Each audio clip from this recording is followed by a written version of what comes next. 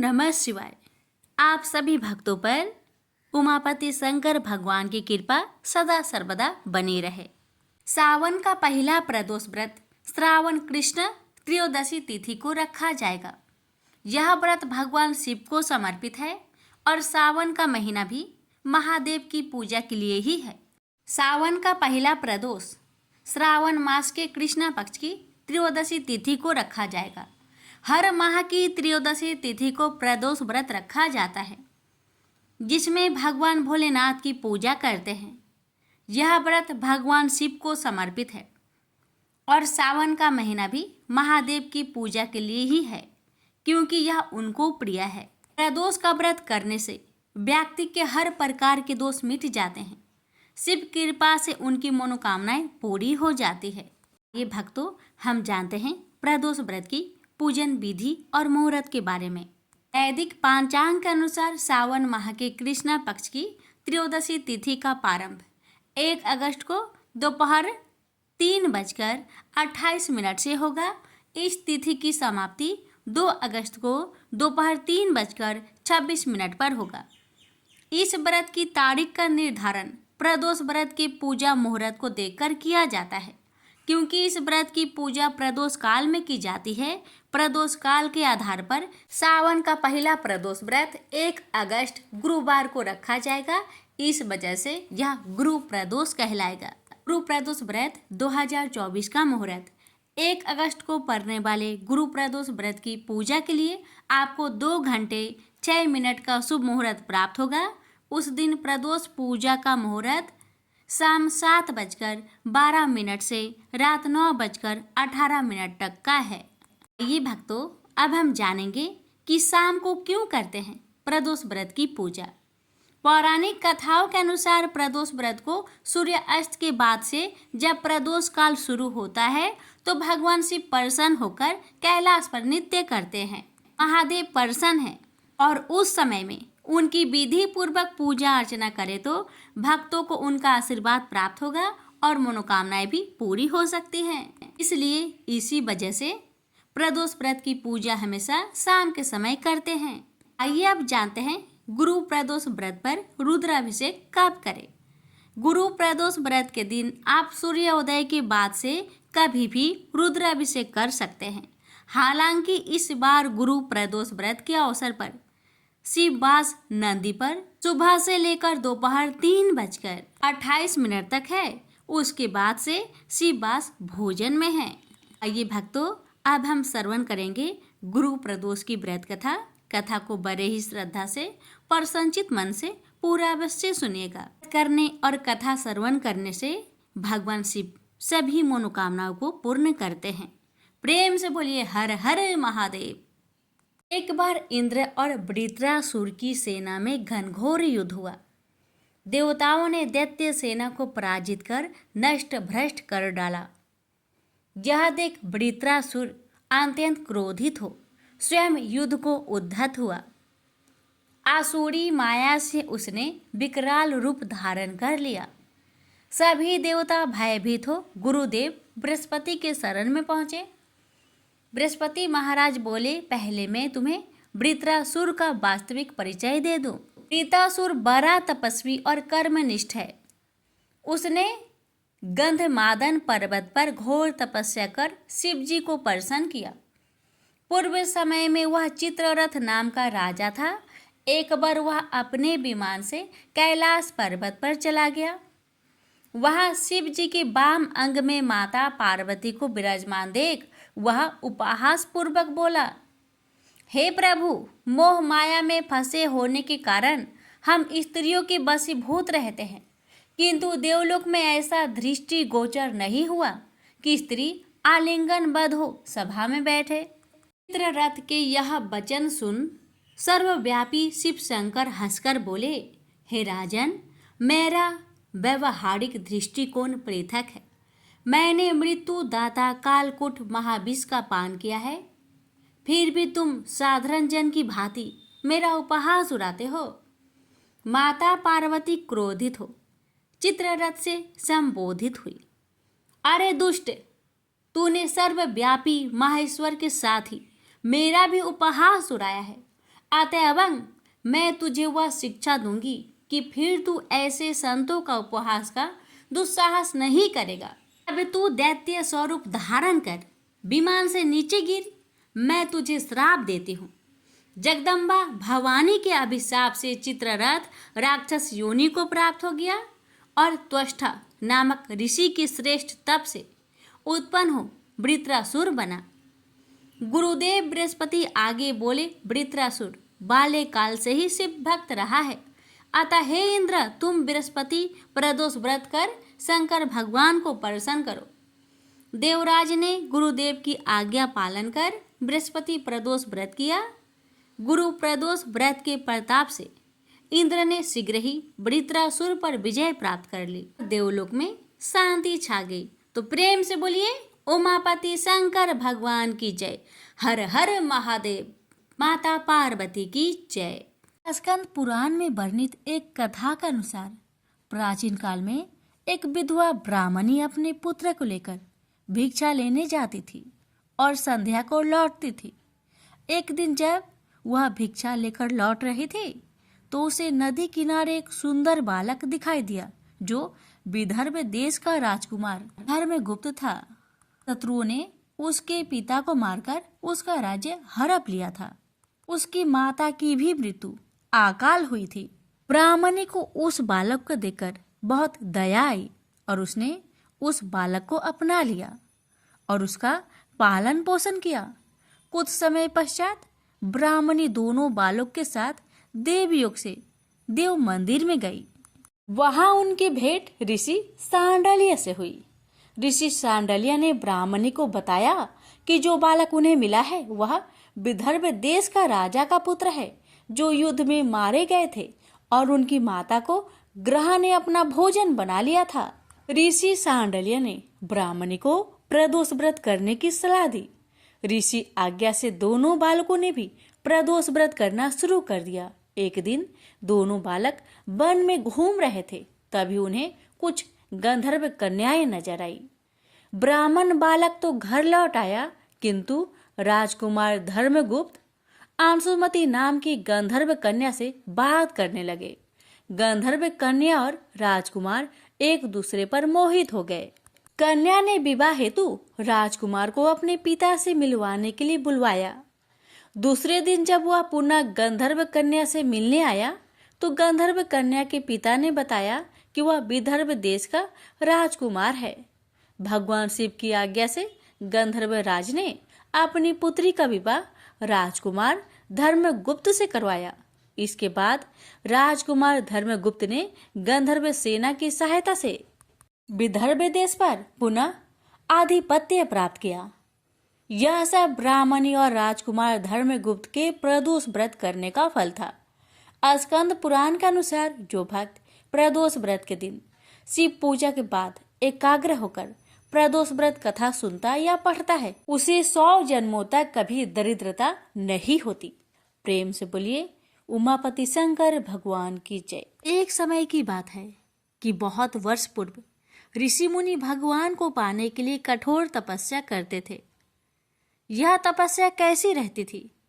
एक पांव पर खड़े होकर नमस्कार की मुद्रा में भगवान का नाम जप करना, पानी में नमस्कार की मुद्रा में खड़े रहकर अखंड भगवान का नाम जप करना, हिमालय जैसे पर्वत पर जाकर अंत ठंड में एक ही जगह अनेक वर्ष तक बैठकर नाम जप करना, इस प्रकार तपस्या की जाती थी। तपस्या के समय न कुछ खाया जाता था न ही पिया जाता था। इसी प्रकार कठोर तपस्या करने के बाद भगवान भक्त पर प्रसन्न होकर उन्हें आशीर्वाद देते थे। इसी प्रकार भगवान शंकर को पति रूप में पाने के लिए माता पार्वती कठोर तपस्या कर रहे थे। तपस्या के समय वह भगवान के चिंतन में ध्यान मग्न बैठी थी। उनकी तपस्या पूर्ण होने ही वाली थी कि उसी समय उन्हें एक बालक के डूबने की चीख सुनाई दी। माता तुरंत उठकर वहां पहुंची।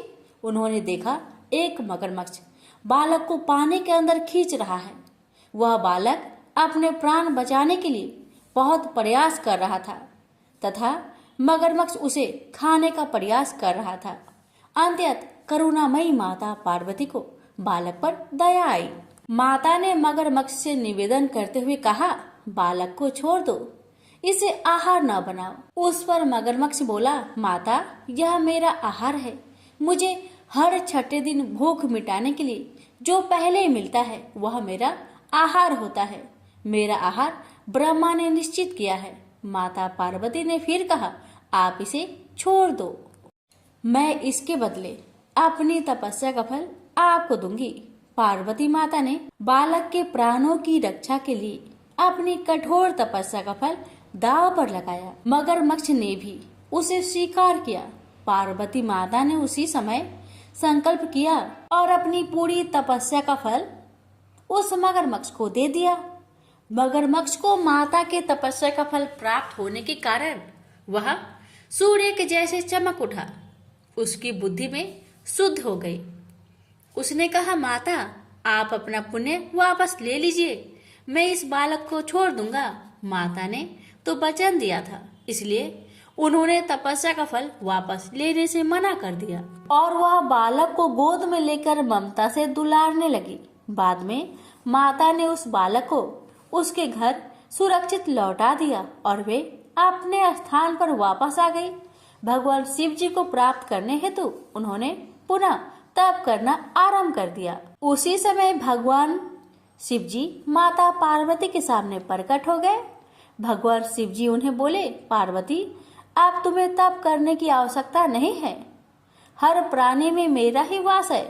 तुमने उस मगरमच्छ को अपने तप का जो फल दिया है वह मुझे ही प्राप्त हुआ है, इसलिए तुम्हारे तप का फल अनंत गुना हो गया है। तुमने करुणा और ममता से द्रवित होकर बालक की रक्षा की, इसलिए मैं तुम पर प्रसन्न हूँ और तुम्हें अपनी पत्नी के रूप में स्वीकार करता हूँ। प्रेम से बोलिए, उमापति शंकर भगवान की जय। एक समय की बात है, एक क्षेत्र में पुत्र की प्राप्ति हेतु भगवान शिव से आज्ञा लेकर पार्वती ने 1 वर्ष तक चलने वाले पुण्य व्रत का समापन किया। व्रत की समाप्ति पर पुरोहित सनत कुमार ने देवी पार्वती से कहा, सुब्रते, मुझे दक्षिणा चाहिए। पार्वती ने मुंह मांगी दक्षिणा देने का वचन दिया। फिर क्या था, पुरोहित बने सनत कुमार ने अस्वाभाविक दक्षिणा की याचना की। देवी, इस व्रत में दक्षिणा स्वरूप मुझे अपने पति को दीजिए। यह सुनते ही देवी पार्वती पर जैसे वज्रपात हुआ। वो व्याकुल होकर विलाप करती हुई मूर्छित हो गई। पार्वती को मूर्छित देखकर ब्रह्मा, विष्णु और मुनियों को हंसी आ गई। उन्होंने पार्वती को समझाने के लिए भगवान शिव को भेजा। पार्वती की मूर्छा टूटने पर शिव ने उन्हें समझाया, हे देवी, देव कार्य, पितृ कार्य या नित्य नैमित्तिक जो भी कार्य दक्षिणा से रहित होता है निष्फल हो जाता है। उस कर्म से दाता कालसूत्र नामक नगर में गिरता है। इसके बाद वह दीन होकर शत्रुओं से पीड़ित होता है। ब्राह्मण को संकल्प की हुई दक्षिणा उस समय न देने से वह बढ़कर कई गुना हो जाती है। भगवान विष्णु और ब्रह्मा ने पार्वती से धर्म रक्षा के लिए अनुरोध किया। धर्म ने भी समझाया, देवताओं ने भी कहा, मुनियों ने भी दक्षिणा देने की प्रेरणा दी, फिर भी पार्वती चुप रही। तब सनत कुमार ने कहा, हे शिवे, या तो आप मुझे दक्षिणा में अपने पति को प्रदान कीजिए या अपने दीर्घकालीन कठोर तप का फल भी त्याग दीजिए। इस महान कर्म की दक्षिणा न मिलने पर मैं इस दुर्लभ कठोर व्रत का फल ही नहीं, आपके समस्त कर्मों का फल भी प्राप्त कर लूंगा। उद्गन होकर पार्वती ने कहा, पति से वंचित हो जाने वाले कर्म से क्या लाभ? दक्षिणा देने तथा धर्म और पुत्र की प्राप्ति से मेरा क्या हित होगा? पृथ्वी देवी की उपेक्षा कर वृक्ष की पूजा करने से क्या प्राप्त हो सकेगा? साध्वी स्त्रियों के लिए पति 100 पुत्र के समान होता है। ऐसी स्थिति में यदि व्रत में अपने पति को ही दक्षिणा दे दी जाए तो पुत्र से क्या लाभ? यह सत्य है कि पुत्र पति का ही अंश होता है, लेकिन उसका एकमात्र मूल तो पति ही होता है। मूल धन के नष्ट होने पर समस्त व्यापार ही विनष्ट हो जाता है। उसी समय आकाश में देवताओं और ऋषियों ने एक रत्न निर्मित रथ देखा जो पार्षदों से घिरा हुआ था। उस रथ से श्री नारायण उतरकर देवताओं के सम्मुख उपस्थित हुए। उन श्री नारायण को ब्रह्मा, विष्णु और शिव ने रत्न सिंहासन पर बैठाकर उन्हें प्रणाम किया और हाथ जोड़कर गदगद कंठ से स्तुति की। वहां का सारा वृत्तांत जानकर श्री नारायण ने कहा, शिव प्रिया पार्वती का यह व्रत लोक शिक्षा के लिए है, अपने लिए नहीं, क्योंकि ये तो स्वयं समस्त व्रतों एवं तपस्याओं का फल प्रदान करने वाली है। इनकी माया से ही चराचर जगत मोहित है। फिर उन्होंने पार्वती को संबोधित कर कहा, हे शिवे, इस समय तुम महादेव जी को दक्षिणा में देकर अपना व्रत पूर्ण कर लो। फिर समुचित मूल्य देकर अपने जीवन धन को वापस ले आना। गौओं की भांति शिव भी विष्णु के शरीर में ही है, अतः तुम ब्राह्मण और गो मूल्य प्रदान कर अपने पति को लौटा लेना। यह कहकर वे अंतर ध्यान हो गए। तब पार्वती प्रसन्न मन से अपने प्राण सर्वस्व को दक्षिणा में देने के लिए तैयार हो गई। उन्होंने हवन की पूर्ण आहुति की और अपने जीवन नाथ शिव को दक्षिणा रूप में दे दिया। इसके बाद उन्होंने पुरोहित सनत कुमार से निवेदन किया, हे ब्रिब्बर, गौ का मूल्य मेरे पति के बराबर है। मैं आपको अत्यंत सुंदर 1,00,000 गौ प्रदान करूंगी। इसके बदले में आप मेरे जीवन सर्वस्व को लौटा दीजिए। प्राणनाथ के मिल जाने पर मैं पुनः ब्राह्मणों को विपुल दक्षिणाएं प्रदान करूंगी। तब सनत कुमार ने पार्वती से कहा, हे देवी, मैं ब्राह्मण हूँ, मैं 1,00,000 गौ लेकर क्या करूंगा? इस दुर्लभ रत्न के सामने 1,00,000 गौ की क्या तुलना है? मैं इन्हें साथ लेकर त्रिलोक में भ्रमण करूंगा। उस समय समस्त बालक उन्हें देखकर प्रसन्नता पूर्वक ताली बजा बजाकर अट्ठास करेंगे। कहने के साथ ही सनत कुमार ने भगवान शिव को अपने पास बैठा लिया। यह सुनकर पार्वती जलहीन मछली की भांति छटपटाने लगी। उन्होंने मन ही मन सोचा, कैसा दुर्भाग्य है मेरा कि मुझे ना तो अभिष्ट देव का दर्शन ही हुआ और ना ही व्रत का फल प्राप्त हो सका। आधीर होकर वे अपने प्राण त्यागने के लिए प्रस्तुत हो गई। अकस्मात उसी समय आकाश में तेज समूह प्रकट हुआ। उस तेज समूह को देखकर पार्वती ने उससे अपने ऊपर दया करने को कहा और उस महान तेजो राशि के मध्य विश्व मोहन श्री कृष्ण स्वरूप का दर्शन किया। ऐसे भुवन मोहन अनूप रूप को देखकर भगवती पार्वती उसी के सदृश पुत्र की कामना करने लगी और उसी क्षण उन्हें वह वर भी प्राप्त हो गया। तदंतर वह तेज वही तिरोहत हो गया। तब देवताओं ने ब्रह्मा पुत्र सनत कुमार को समझाया। सनत कुमार ने दिगंबर शिव को उनकी प्राणेश्वरी पार्वती को लौटा दिया। तो प्रेम से बोलिए उमापति शंकर भगवान की जय। शिव जी की आरती।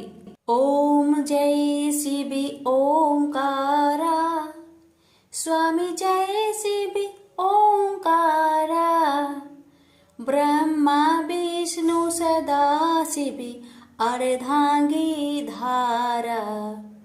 ओम जय शिव ओंकारा, स्वामी जय शिव ओंकारा, एकानन चतुरानन पंचानन राजे, हंसानन गरुरासन वृषवाहन साजे।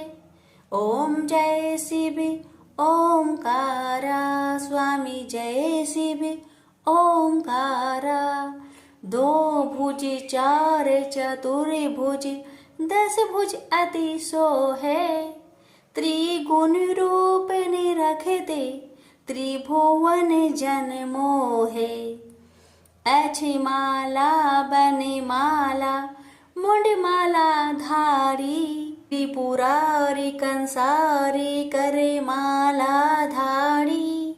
श्वेतांबर पीतांबर बाघंबर अंगे, सनकादिकी गरुणादिकी भूतादिकी संगे। कर के माध्य का मंडलु चक्र त्रिशूली धारी, सुखकारी दुखहारी जगपालनकारी। ब्रह्मा विष्णु सदाशिव जानत अविवेका, मधु के टप दो मारे सुर भयहीन करे, लक्ष्मी व सावित्री पार्वती संगा, पार्वती अर्धांगी शिव लहरी गंगा, पर्वत सोहे पार्वती शंकर कैलासा, भांग धतुर का भोजन भस्मी में बासा, जटा में गंग बहत है गल मुंडन माला, शेष नाग लिपटावत ओढ़त मृगी छाला, काशी में विराजे विश्वनाथ नंदी ब्रह्मचारी, नीत उठ दर्शन पावत महिमाति भारी, त्रिगुण स्वामी जी की आरती जो कोई नरे गावे, कहत शिवानंद स्वामी मनवांछित फल पावे। ओम नमः शिवाय, हर हर महादेव, माता पार्वती की जय।